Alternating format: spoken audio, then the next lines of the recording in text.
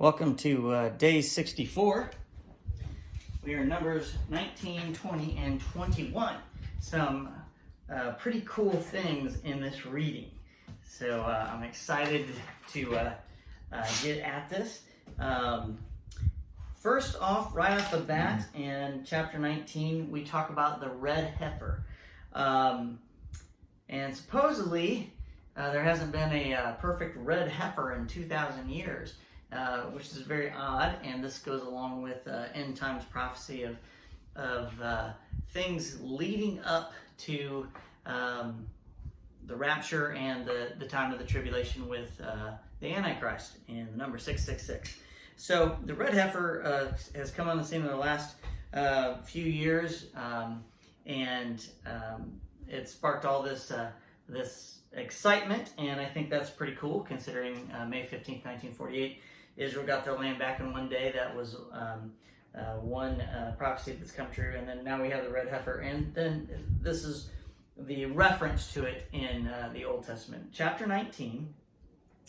And we are in verse 2. Let's take a look at this. Here's another legal requirement commanded by the Lord. Tell the people of Israel to bring you a red heifer, a perfect animal that has no defects and has never been yoked to a plow. Okay, so there's the red heifer. It's got to be perfect.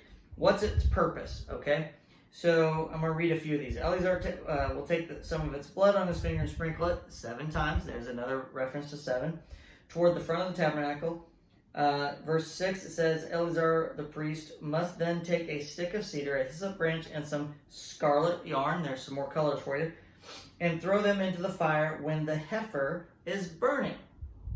Okay? Verse 9, then someone who is ceremonially clean will gather up the ashes of the heifer and deposit them in a purified place outside the camp. They will be kept there for the community of Israel to use in the water for the purification ceremony. This ceremony is performed for the removal of sin. Okay, so the purification ceremony. So that's what this is for, and that's a big deal. Okay? So there's just that piece, and supposedly we have red heifers now, a perfect red heifer that's been bred. So that's an interesting thing. And what was it for? To remove sin. That was the whole point. And amazing that after all this time they're back in their land and we have these things going on now. Obviously they don't have their temple to do that in yet, and that's supposedly at the Dome of the Rock. That would have to be removed. I don't know, 1967 or the 7-Day War. I'm not sure what year that was.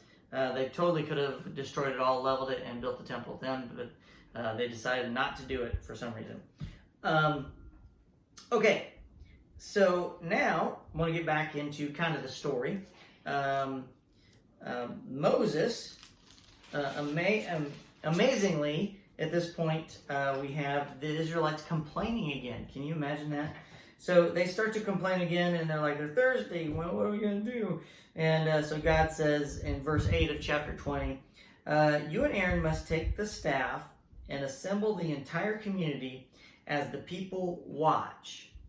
Speak to the rock over there, and it will pour out its water. Okay, that's important. Moving on. You will provide enough water from the rock to satisfy the whole community and their livestock. These are 1 million people. Big rock. Lots of water. Okay, so Moses did what he was told. He raised his hand, struck the rock twice with the staff, and water gushed out. Verse 12. But the Lord said to Moses and Aaron, because you did not trust me, Moses and Aaron,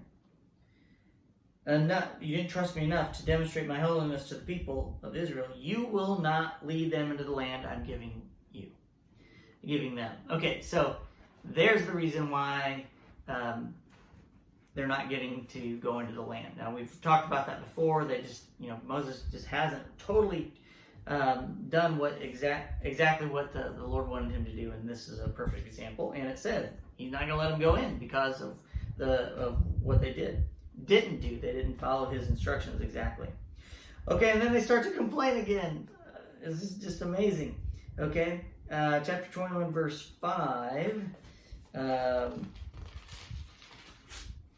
It says, and they began to speak against God and Moses. Why have you brought us out of Egypt to die here in the wilderness? They complained. There is nothing to eat here and nothing to drink, and we hate this horrible manna. It's amazing that this is happening. You read it, obviously hindsight's 2020.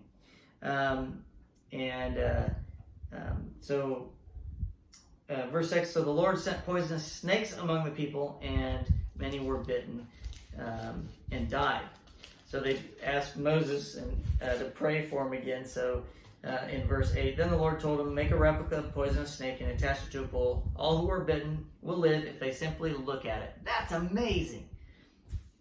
Okay, just make a replica snake on a stick. Okay, just if they look at it, I'll cure them. Whatever. That's just crazy.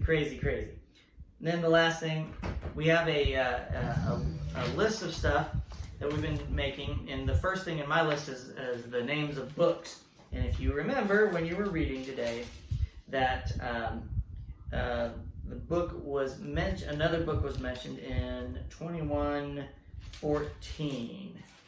21:14.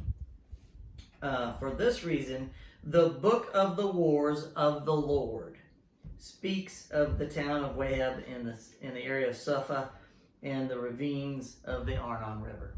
So there's another book that is mentioned when we talk about the books that are mentioned in the Bible. So I have 4 of them listed so far. I may have missed something here or there, but those are my lists that I'm doing. So that is day 64. I'll see you tomorrow.